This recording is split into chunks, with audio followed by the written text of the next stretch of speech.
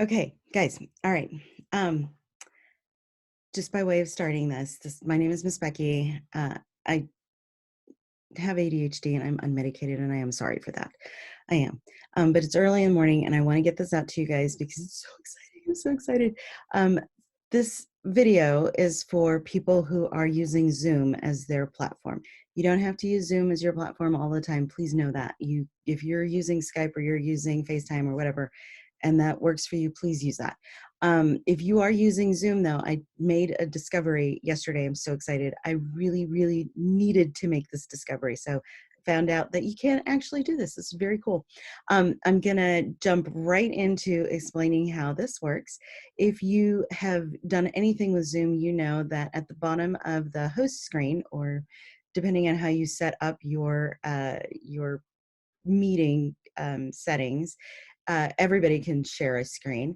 But at the bottom, it says share screen. So I am going to share my screen with you. It's going to take me a second because um, I'm going to do this with AirPlay. And okay, so now you should see screen mirroring going on here. And then I am going to get out of that and go back to my main screen. And what you should be seeing right now is a worksheet from one of my favorite apps. This is Sproutbeat. And for those of you that, again, if you have to set this up in your settings, and I'm going to link an article so you can learn how to do this from Zoom themselves. You're looking for a little pencil or something that says annotate on it, right? So if you bring up your whiteboard, you can write on the whiteboard, and that's cool. You can share that whiteboard writing and whatnot, which is awesome. But I really need for worksheets to be annotated. So I can trigger my annotation here. I can go to draw, and I can write in the answers to these worksheets. Now, I know right now you're thinking, well, that's just great, Becky. They can just send me a screenshot.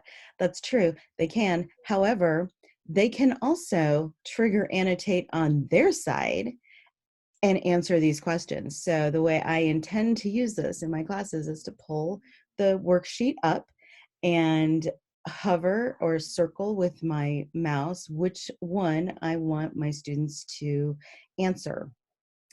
Because I work in a school that, as everybody is working in online now, and so my school has asked me to create, work for the kids to do during their time with me. So they're going to all call in, and I'm going to have material for us to do together. And this Sproutbeat worksheets are one of the things that we often do in class. And so I was trying to figure out a way that I could get them to annotate this, and it turns out that they can. So on their screen, which I can't show you right now, but if someone were to call in to this meeting and they were to annotate they were to trigger annotate on this share screen, they would also be able to write in the answers to anything. So if I wanted Sam to answer this next one, I would say, Sam, okay, I need you to answer what is this right here? And then we would wait for Sam to go ahead, and he would be drawing in. I have to turn drawing back on. He would draw in D for me, and then somebody else could do it. I'm super excited about this because they will be able to write on these worksheets with me. Together, we can do this together. Super, super excited about this. The other thing that you can do here that I found was really, really handy for those of you that are working with college students and you have you want to look at music, you want to show them things. This is a piece that I have from not a studio license, from a Bergmuller, I think it's a Bergmuller, Hannon, and Cherney book. I think it's put out by Alfred, and I use this pretty often with my older students as our some exercises. But it's in my Kindle library. Okay, so it's not a studio license. It's in my Kindle library. I bought it on Kindle. It's in my Kindle app. I can open this up, and again, I can draw on it. They can draw on it. We can talk about things that are important for them to remember. They can show me places that they are having trouble with. This is going to be really, really handy for us to be able to communicate with each other online, even though we're not together, because so much of what we do is written. We do a lot of writing with our students. Again, so once you understand how to connect your iPad and your laptop or a PC or whatever it is that you're using. I didn't test it between iPad and iPad. So if you have two iPads and you're hosting from an iPad, I have not tested that. I'm sorry. But I am using my MacBook, and it's a MacBook Air, and I'm using my iPad Pro as my connected device. You can also, I played around a bit with this yesterday. Where'd it go? Right here. So if you use Samantha Coates's music at all, you'll know that she does, I'm going to stop this for a second. You'll know Samantha Coates does all kinds of rote work. And so we've kind of been toying with how am I going to share rote material with my students, and how am I going to show them things, and how are we going to do this? So, oh, touch my face again. I'm sorry. I'm not supposed to do that. Let me share my screen again and see if we can get Samantha's work up so you can see what that looks like and how we can work with that. There we go. Okay, so this is Mopey Muppet Level 1. And if you go down, if you scroll down, for those of you that are familiar with this, you'll recognize all of this. You can play the audio.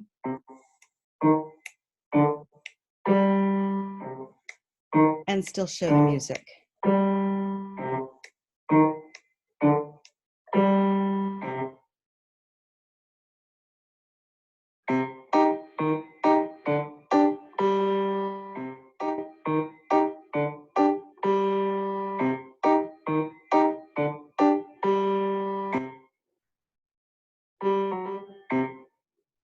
You can show Samantha doing the video. All of this you can do while you're in class. You can show the kids how to work their new song that you're teaching them by rote. Of course, then you can do it by rote. Also, you can, this is the Supersonics Plus. I love Daniel McFarlane's music for so many reasons, mostly because right now, a lot of what we do is going to involve it will be easier, let me say that, it will be easier to teach children things that are very pattern based. And a lot of my students love the pattern based stuff. So Dana McFarlane's music and Supersonics is amazing for that. Boys love it because it sounds like video game music. I've been a fan for a long time. But here, again, you can share everything that's on your screen with the students. So if you wanted to do the online theory, you can pull that up. You can, of course, do this on your iPad, but you can share that with your students so that they too can annotate and write all over this. You obviously can write on it because you're the one working on it on your iPad, but your student can now also annotate with you interactively on the screen. Y'all, oh my God. You can also go back and you can demonstrate, you can play right through signal to signal, you can play the backing tracks. It's still not great for duetting, but if you play the backing track for them, they can play along with what they hear. It's not going to sound right to you, but it'll still give you some level of duetability, I guess is the word I'm looking for. Just made that one up. Duetability. It'll give you a little bit of an option for that. And let's see if I can do one more for you. Where is my, there it is. So Piano Maestro, which a lot of people are just dying to be able to use while we're online. And I love Piano Maestro. This is not a very good song for it, though. I'm gonna pick something a little bit harder. Oh, or it's going to reset, whatever. Let's see if we can find something a little bit harder for students to look at. So say I want to teach, go to the bottom, this.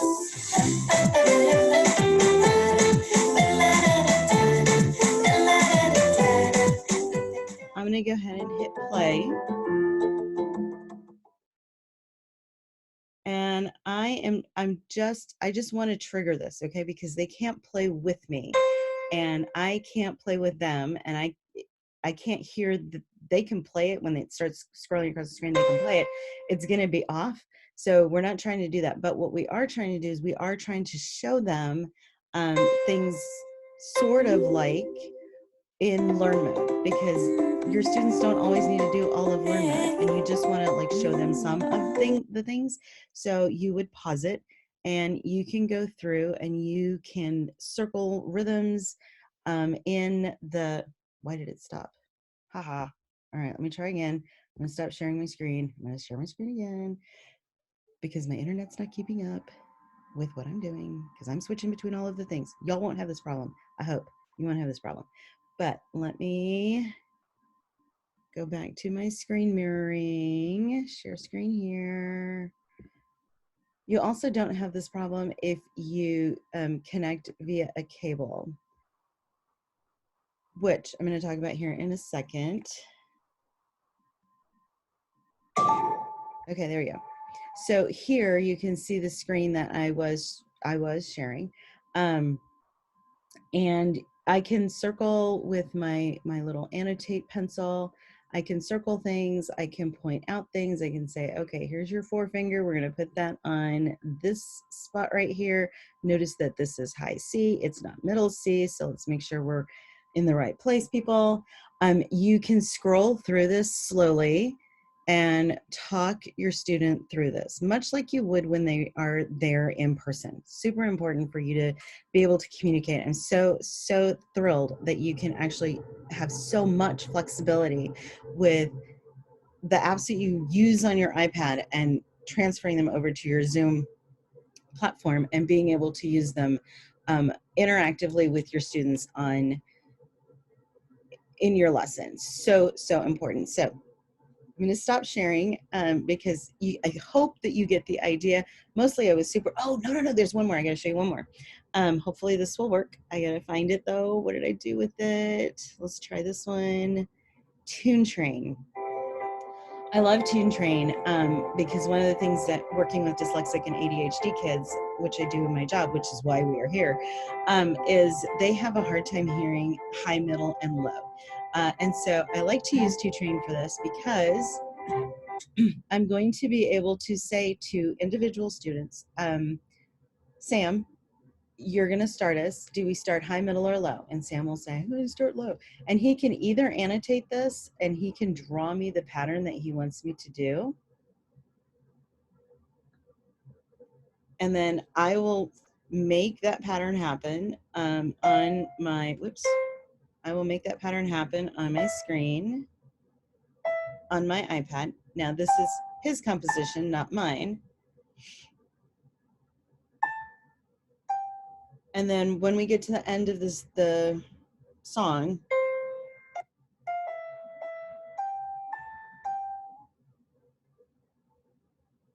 or I can split this, or I can ask them, you know, do you want the next one to be high, middle, or low? I can really guide them through how we're going to do how we're going to compose the song.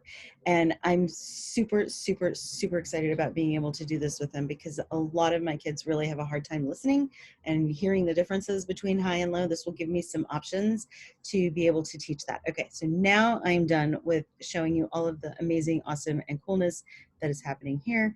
So I'm going to stop my screen share. And okay, here I am. Yay. So how do you do this? Good question. I'm glad you asked.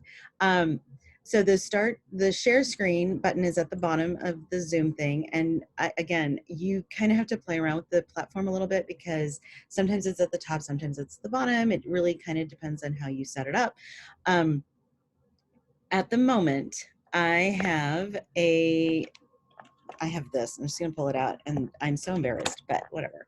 I bought my laptop because I had an MTNA meeting where I Skyped in Samantha Coates from Blitz Books, and my laptop was too slow. It was really old and it was too slow. So I upgraded my laptop.